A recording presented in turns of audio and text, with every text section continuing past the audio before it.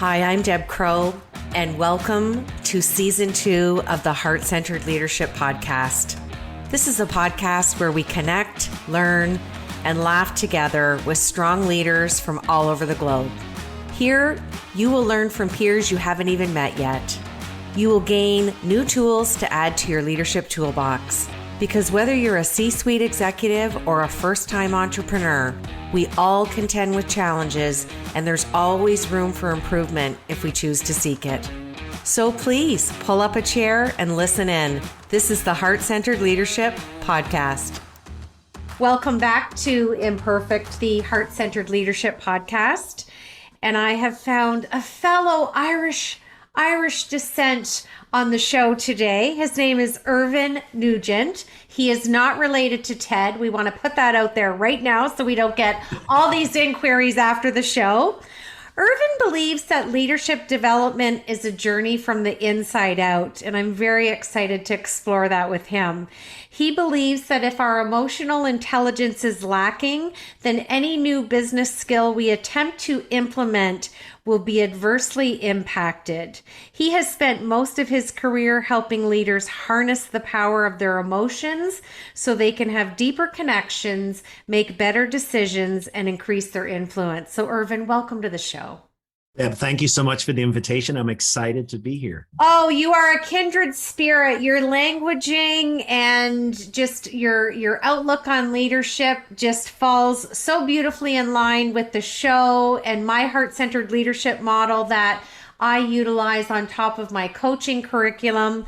So I'm gonna ask my first leadership question, and it's how you describe who you are as a leader. Tell me when you discovered that leadership really is an inside job. Great question. I think for me, what I discovered was I had taken over a new job. It was a leadership job of a large organization of 400 people. And I'd always wanted to be like a job like that. And I got on the job, and I don't know if anyone else has had this experience, but you go through all the interviews and this organization is explained to you, it's this, it's that, and the other.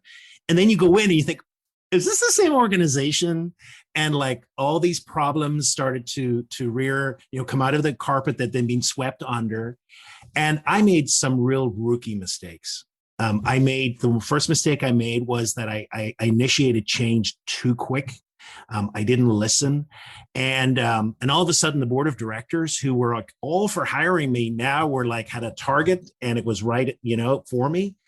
And I realized that I was in many ways paralyzed, and with fear. I was paralyzed with not being able to make a decision. And then I realized these are all stuff that's going on inside. This is not because I'm not able to make a decision. It's because something's going on that I need to deal with. And I think that's really where I realized it. It's those, I call them intersectional moments, because I don't like when people say, oh, it's a deja vu, or what a coincidence, or is this serendipitous? I think it's easy to use those words or catchphrases, but it's exactly how you just framed it. You paused and went, wait a minute here. This is my stuff. This is my internal dialogue, my inner script, my habits of thinking that are sabotaging my talents. Yes. So it's so interesting to hear leaders talk about that. And it's being heart-centered. It's being vulnerable and transparent, because none of us are perfect. Hence the name of this show. We're all imperfect.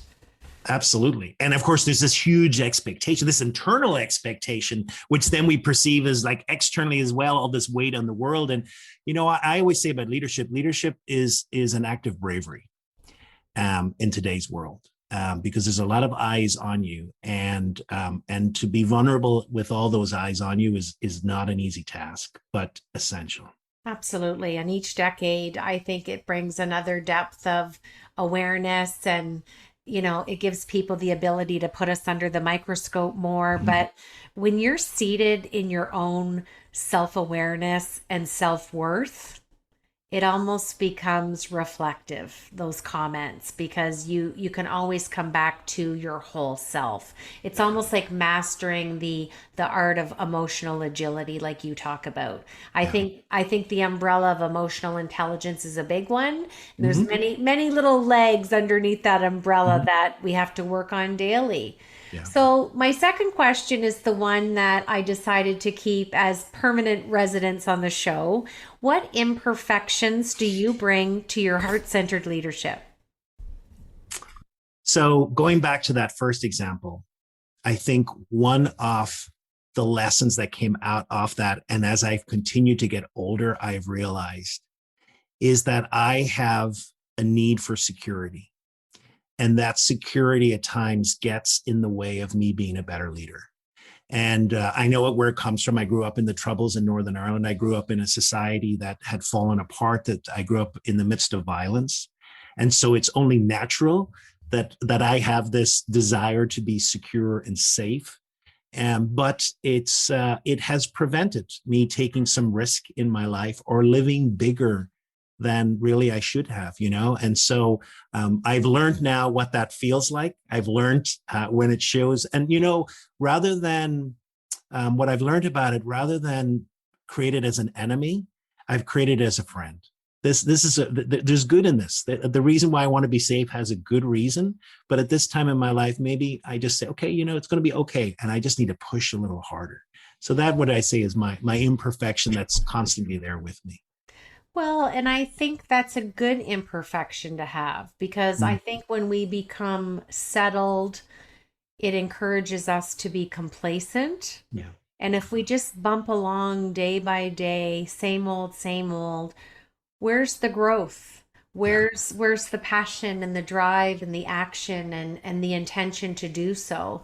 And Yeah. I think we all need to have our toe just a little bit out of that comfort zone, just to say, I'm gonna just take a little break from the fear, acknowledge it, but I'm gonna go for it and not worry about the weight on your shoulders of other people's opinions. Yeah. Yeah. and That's easier said than done at times, but I think and part of absolutely. that wisdom is the ability that to take the risk and to know that whatever you imagine most often doesn't happen. In fact, the opposite. Well, I always look at what I'm going to frame as the underdog who makes it. Yeah. I recently had watched a documentary of Pink, the singer, Hmm. and she talks about her life and her formidable years, and she could have gone down, the wrong road. But when she got an Icon Award recently in the last year, she said, I always knew I was going to get this. And it didn't come from a place of ego, it came from a place of belief. And she said, if you think dreams don't come true, you're looking at one right now. Yeah. So whenever you see the underdog, kind of, my Irish Nana used to say, the cream always rises to the top, Yeah. right? Absolutely. I've heard that a few times myself.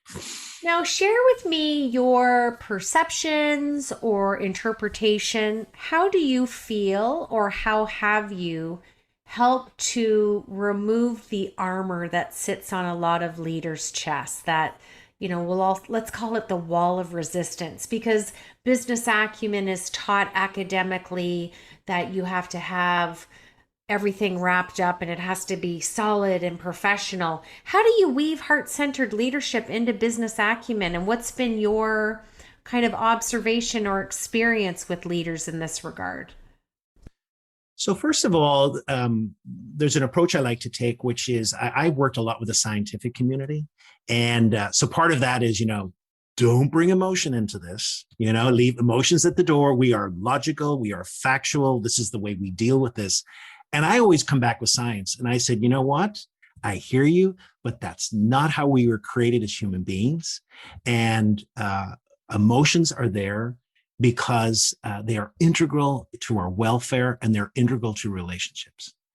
And I always have this little exercise which I do with people is think about a person, a memorable leader that has impacted you and still impacts you, and what is it they did, and they start listing all these things, And they're all to do with emotional connection. They're all to do with the connection we make. And I think that I said, this is, if you want to be a memorable leader, and I think most people do, then this is what's important. And then I think the other thing is to distinguish. I don't know if you find this, Deb, is that most people think, well, you're going to be this emotional connection. It's going to be my deep dark secrets. And I said, no. I said there are workplaces today where people are afraid to say, I don't know.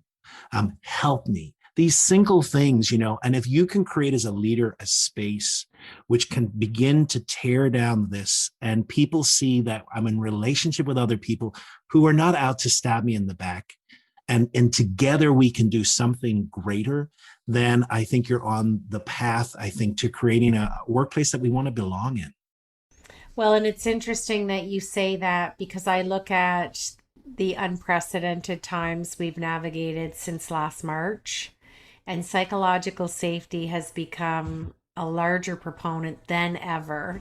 Yeah. And, C-suite leaders, not only are they driving the ship, trying to keep it pointed at the North Star through the tsunami, operate at a level that they're expected, a high standard, even driving, again, through the tsunami, and more importantly, making sure they're fostering and maintaining a healthy, vibrant culture. Yeah. Yeah. It's a lot of pressure. It's a huge amount of pressure. And I think that's where mistakes can be made, because I think then I think we forget that at the core, people still want to belong, and just that belonging has to be a workplace that I like to call as more human. Absolutely. Human-centric, heart-centered. It's, it makes me, I'm a big neuroscience geek. So you and I have that in common. I always laugh when I'm working with my artificial intelligence folks, because I'm like, I get it, but data doesn't lie. Mm-mm. And no. You're not going to find me a robot with a robust personality. Mm-hmm. And you won't have your data if you don't have your people. And you won't have your people if you're not leading them with heart. Yeah. So it's that intersection I was talking about earlier with you. Yeah. And it comes up for me as well, kind of sometimes I part of my teaching is on credibility assessment, when is a person lying or telling the truth? And I said, AI may help us read things in the face. They may help us, judge muscle movement. But where they never will do is the creativity of human questions. And so this ability to read and then to respond and to have that adaptation in the moment, I said is uniquely human. It's uniquely human, and it's priceless. Yeah. Yeah. There's nothing like a meaningful conversation with someone else. Even though we can't totally have face-to-face yet, I'm just so grateful for Zoom and doing interviews that I can still see my guest's face and have that interaction, right? Absolutely. Now, my last question is, you describe your leadership style as inclusive, and you alluded that whose voices are not being heard. Explain to us how you assessed and realized you were an inclusive leader, and give us your eloquent breakdown of listening and where that sentence comes from. So it's a great question. I think I have to go back to my childhood. I grew up in a society where people were excluded and were not invited to the table. And I think it placed in my heart a tenderness and also a skill that I just have an ability when I walk into a room, I'm very aware of who hasn't spoken. And that's just something that I've carried with me. And I think I started then to use that as a leader. I started, to build in just at the end of meetings. There's a few people here at this meeting who haven't spoken. And I know for some people, they like to process, etc. But if you're comfortable, is there anyone here who's anything being said? And just allowing, expanding that circle of inclusion is an amazing thing. And so for me, then I think that has been a hallmark of, I've always surprised at when you give time to that and you dedicate that to what comes to the table. And then as a coach, when I hear people who are reticent to speak, I'm hearing the other side of it then, people, what if I'm being judged, or what if this or that and the other? And a question I always say to people I'm coaching is, what's the cost of your voice not being heard? And I think, the more voices we hear, I think the more buy-in we get, the more inclusive we are, and the better decisions we make. Oh, absolutely. And more importantly, what price are you paying to climb that proverbial ladder? Yeah. That's a good one. I like that. Mm. Okay, I'm going to switch to my Fab Four just fun, fast questions. First question, tell us something that we don't know about you. I grew up in a pub. I lived most of my childhood and adolescence. The pub was below our home and we lived above it. That is very common. My mother-in-law from England also grew up in a pub. So that's something I've heard. Very unique. Okay, finish this sentence for me. Heart-centered leadership is? The ability to trust where your heart is leading you and to act on it. Oh, I love that. I always get a different answer and it's just, love it. Okay, third question. Share with us a book that you're reading right now or one that maybe you have just finished, the title and the author, and why you chose to read it. The book I'm presently reading at the moment is called Sales IQ. And I'm always curious of how people interpret emotional intelligence, how it is leveraged, how it is used. And so at the moment, that is the book. And it's some really nice insights into the sales process and the way that emotional intelligence intersects with different parts of that process. And who's the author? Oh, you're going to ask Ian Broquette, as I think is the way it's called. Yeah. And it's probably intriguing for you to look at the IQ within the sales process and then add in your schooling and expertise with emotional intelligence. It's probably a good read. I'm going to have to check that one out. Yeah. I love to do that. And kind of just different framing of different knowledge is always great to see. Different perspectives, right? Yeah. Last question. What is one thing that you would like our listeners to remember about you? I would like them to remember that that as human beings, we have the opportunity to grow in our emotional intelligence each and every day. It's a great facet of humanity. And no matter where you are in your career, in your leadership, no matter what age you are, today is an opportunity to be more emotionally intelligent and to make deeper connections. Well, and that's a lovely way to end the podcast. And I'm just, another blessing of the internet is I have met so many incredible people that our paths may not have likely crossed in life. So thank you for sharing your time and your expertise, and more importantly, your heart with me today. Thanks, Deb. It's been a pleasure. You've been listening to the Heart-Centered Leadership Podcast. I'm Deb Crow. If you like what you heard today, please rate and review the show. And I'd love it if you'd visit my website at debcrow.com, where you can sign up for my newsletter and get access to the Heart-Centered Leadership Toolkit, all free of charge. Thanks for your time, and we'll see you again.